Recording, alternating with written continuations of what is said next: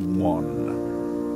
Okay, so Renewal Institute offers customized individual plans to address skin, body and health concerns, treating the whole body for optimal wellness. The medical team embarks on a journey with each patient, offering a broad range of internal and external solutions. Dr Michelle is part of the medical team at Renewal Institute and consults in the Umhlanga and Durban branches as well. It's a very warm welcome back to you. Good to see you again. Good to see you. Thank you for taking time out to come and join us here on 88 FM. I'm excited, I'll tell you why just now. But before that, we're going to talk today about the difference between Botox and fillers. We kind of touched on it a little tiny bit last time. So a bit, yes. It's all yours. Okay, thank you, Dave. So essentially, I think it's important that people know the difference between the two. Botox is a toxin, essentially, that is injected to paralyze a muscle and thus reduces lines caused by movement of that muscle. So we normally use Botox more for the upper part of the face, around the eyes, the forehead, the glabella, which is the 11s that people get between the brow, and crow's feet, that type of thing. So it's a very effective method of sort of stopping and preventing those lines, as well as improving them if you've already got them. Then filler, on the other hand, is a volumizing thing. It's a molecule that is designed to absorb water, and what it then does is it volumizes an area. So we use that more for the lower half of the face, the perioral being around the mouth lines, the marionette lines, the cheeks, or anything to enhance volume that people are looking for. So the lips, the cheeks, even correction of the nose. So that's kind of a layman's way of looking at it, in the sense that we use filler for the lower half and Botox for the upper half. So when somebody comes in to see you, it'll end up being your decision, or you'll give them advice whether they should have the Botox or the fillers, wherever on the face it may be, right? That's correct. And that's why you do your job. You're the professional. So they'll listen to you, we hope. I hope so. Yes, definitely. So what normally happens is a person will come in and they'll say to me, look, this is my concern. What do I do? And then I would advise, well, we use Botox for that, or we use filler for that. Sometimes people tend to think that this is what they should have, and unfortunately that's not always the way it can be, as sometimes it is contraindicated in specific areas. So then we advise you accordingly. Is there a huge big difference in the cost between fillers and Botox?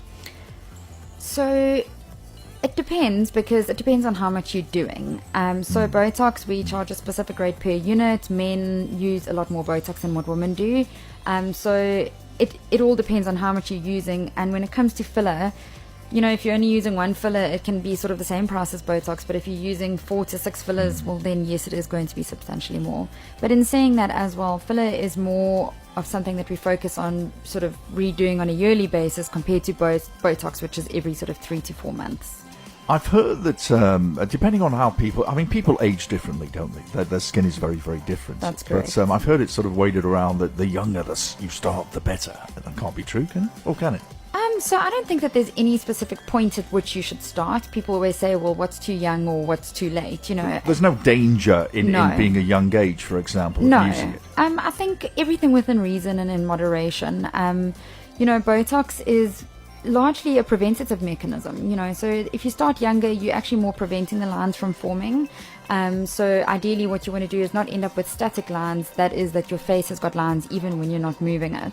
So Botox is great as a preventative. Filler, for me, depending on whether you want to enhance something like the lips or the cheeks, that's at a younger age, but at an older age, that's when you start to more focus on filler, more for corrective procedures. Will it vary from person to person how long it's going to last for? Definitely. So it could last on one person for 3 months if you have Botox, another person it could still look good after 6 months. Definitely.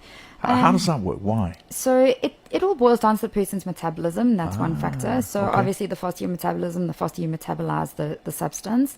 The other thing is the amount of exercise you do. That also breaks it down faster. Even something like being sick or antibiotics or anything like that can interfere with or interact with the substance, and that is how it can also get broken down quicker. Does red wine improve it or not? I hope so. So do I.